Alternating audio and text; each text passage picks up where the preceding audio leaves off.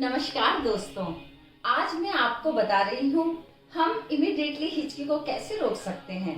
कभी भी हिचकी हो तो बहुत आसान सी टेक्निक है। आपने क्या करना है, एक गिलास लेना है और उसमें मात्र एक गिलास पानी लेना है।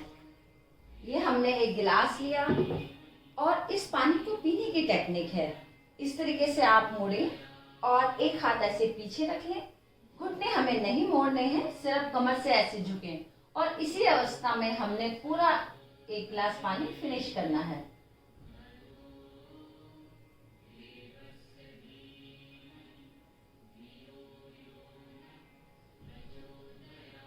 पानी पीने के बाद आप थोड़ी देर इसी अवस्था में रुकें और धीरे से सीधे खड़े हो जाएं।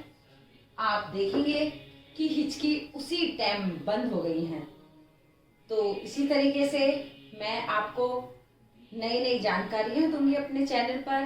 प्लीज़ मेरे चैनल को लाइक, शेयर और सब्सक्राइब जरूर कीजिएगा। धन्यवाद।